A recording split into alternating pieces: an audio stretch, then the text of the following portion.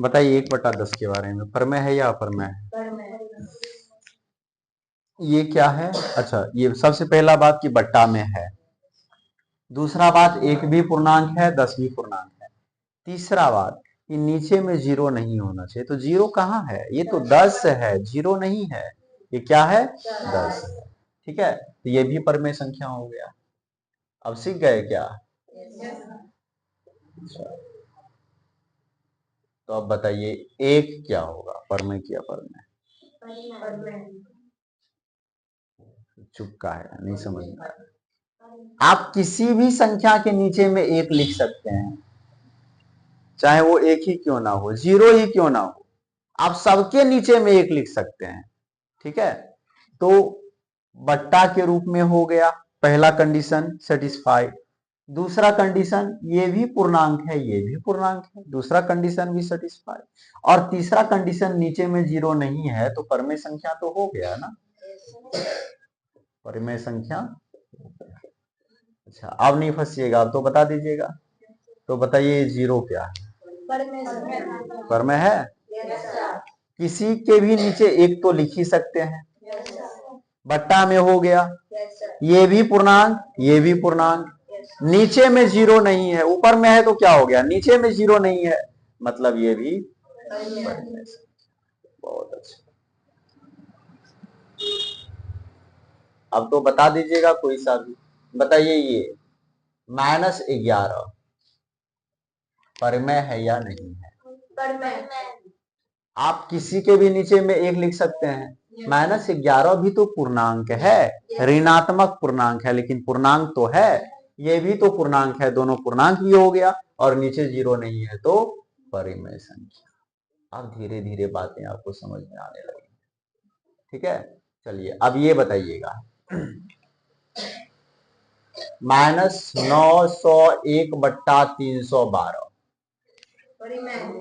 परमेय संख्या है, बट्टा के रूप में है ना, ऊपर भी पूर्णांक, नीचे भी पूर्णांक, और नीचे में 0 नहीं है, तो परमेय संख्या हो गया।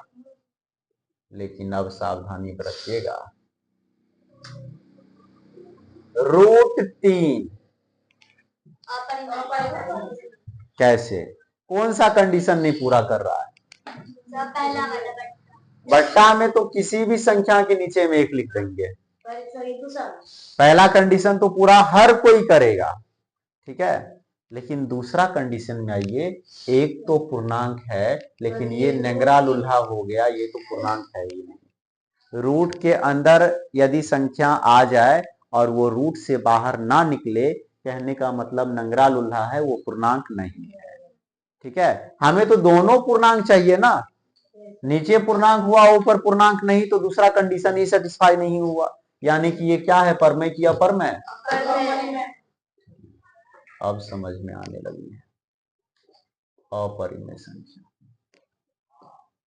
चलिए इसके बाद आप बताइएगा, जैसे हम यहां लेते हैं 2/√5, क्या होगा? जवाब दीजिए बुआ, क्या होगा, परमेय या अपरमेय? अपरमेय होगा। ठीक है, देखिए सबसे पहला कंडीशन हर कोई सेटिस्फाई कर रहा है, ये बट्टा में है, लेकिन दूसरा कंडीशन में आइएगा तो ये तो पूर्णांक है। पूर्णांक मतलब पूर्ण अंक, पूर्णांक मतलब पूर्ण अंक। पूर्ण अंक तो आप जानते हैं ना, 0 से लेकर के 9 तक, तो वही रहना चाहिए। ये रूट सब आ जाएगा तो पूर्णांक नहीं होगा। ठीक है, तो चलिए, तो ये 2/√5 ये तो पूर्णांक है, लेकिन ये पूर्णांक नहीं है, इसलिए ये अपरिमेय संख्या है। आया बात समझ में? चलिए अब ये बताइएगा, आप तो लगता है बता दीजिएगा सब। 3/√9 अपरिमेय, बट्टा में तो है, और दूसरा बात ये पूर्णांक, और ये पूर्णांक नहीं है। क्या बात करते हैं, √9 का मतलब 3 होता है, ये तो रूट में से बाहर निकल जाएगा ना। ये नंगरा दिखता है, लेकिन नंगरा है नहीं, बस दिखने में नंगरा लगता है, क्योंकि ये बाहर निकल जाएगा। ऊपर में तो 3 है ही, और √9 का मतलब 3 होता है। ठीक है, तो क्या हो गया ये बताइए, परिमेय हो गया। रूट के अंदर आने वाला हर संख्या को आप ये नहीं कह सकते हैं कि वो पूर्णांक नहीं है। यदि रूट से बाहर वो निकल जाता है तो पूर्णांक है, और रूट से बाहर नहीं निकलता है तो पूर्णांक नहीं है। ठीक है, चलिए, तो ये भी चीज आप समझ गए। चलिए और पूछते हैं, अब आराम से बताइएगा। रूट अंडर 25 बट्टा 2, बताइए परमेय या अपरमेय? रूट अंडर 25 का कितना होता है, 5 होता है, और ये 2 हो गया, यानी कि 5 बट्टा 2 हो गया, तो ये क्या हो जाएगा, परिमेय संख्या हो जाएगा। ठीक है, तो दोनों हमारा कंप्लीट होता जा रहा है, परमेय भी कंप्लीट हो रहा है, अपरमेय भी कंप्लीट हो रहा है। ठीक है, चलिए अब देखिए, अब ये बताइएगा 6 रूट 3 बट्टा रूट 3, इस बार तो रूट में से 3 बाहर नहीं निकलेगा। अब बताइए परमेय की अपरमेय क्या होगा, परमेय होगा कि अपरमेय? दिमाग लगाइए, सोचिए, बताइए परमेय होगा क्या, परिमेय होगा? कैसे कैसे परमेय होगा? क्या तीनों कंडीशन सेटिस्फाई कर रहा है? पहला कंडीशन बट्टा में, तो बट्टा में तो हर कोई सेटिस्फाई करता है, बट्टा में तो है। पूर्णांक, क्या दोनों पूर्णांक है? अपरिमेय, जवाब दिया कीजिए। देखिए रूट 3 से रूट 3 खत्म, बचा केवल 6, और 6 को 6 बट्टा 1 लिख सकते हैं, इसलिए परिमेय है। ठीक है, चलिए अब बताइए 9 रूट 2 बट्टा रूट 2, परमेय की अपरमेय? क्या होगा, परिमेय होगा। रूट 2 से रूट 2 खत्म, बचा 9, 9 को 9 बट्टा 1 लिख सकते हैं, ये हो गया। तो चलिए अब आप परमेय और अपरमेय सब समझ गए। थोड़ा सा एक बात फिर से आपको हम रिवाइज करवा देते हैं। परमेय संख्या में जो आप इतना ज्यादा सोचने लगते हैं, ये ठीक है, आप लगाइए तीनों कंडीशन की, बट्टा में है कि नहीं है, पूर्णांक है कि नहीं है। आप यदि कोई प्राकृत संख्या आता है तो आपको कोई कंडीशन लगाने की जरूरत नहीं है, वो परमेय संख्या ही होगा। यदि कोई पूर्ण संख्या आता है तो आपको कोई कंडीशन लगाने की जरूरत नहीं है, वो परमेय संख्या है।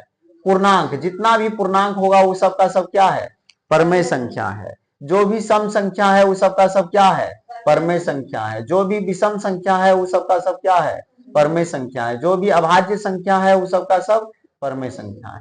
इन संख्याओं में आपको कोई भी कंडीशन लगाने की जरूरत है ही नहीं, आप सीधे कहिएगा परमेय संख्या। ठीक है, अब बताइए प्राकृतिक संख्या में क्या सब आता है, कल आपको पढ़ाए थे, 1 2 3 डॉट डॉट डॉट, ऐसे ही चलता रहेगा। पूर्ण संख्या में क्या सब आता है, 0 3 डॉट डॉट, ऐसे ही चलता रहेगा। पूर्णांक में क्या आता है, यहाँ 0 तो यहाँ -1, यहाँ -2, ठीक है, यहाँ अच्छा 1 1 2 3, ऐसे ही चलता रहेगा। सम संख्या 2 4 6, ऐसे ही चलता रहेगा। विषम संख्या 1 3 5, अभाज्य संख्या 2 3 5, ऐसे ही चलता रहेगा। इन सभी संख्या में आपको कुछ नहीं सोचना, कोई कंडीशन नहीं लगाना है। ये संख्या सब आए तो सीधे बोलिए परमेय संख्या। बात बाकी कोई संख्या आए तो आप सोचिए, तीनों कंडीशन लगाइए, तब बताइए कि वो परमेय संख्या है या नहीं। ठीक है, चलिए इसे नोट कर लीजिए, नोट कर लीजिए।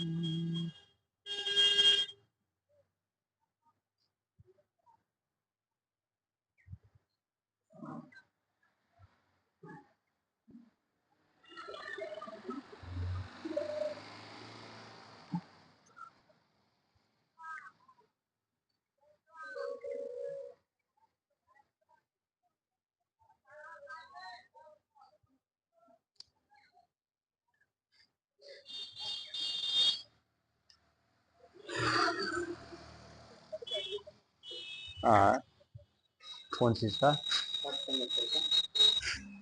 सेकेंड सेमेस्टर का एग्जाम सब हो गया, स्टार्ट होगा। इससे पहले मैसेज आए थे 20 से 60 पर। हाँ वही तो अब मैसेज लिंक को ना काम कर रहा है। अच्छा, हम भी नहीं किए हैं किसी का, इसलिए पता नहीं है। चलो खाते तक देख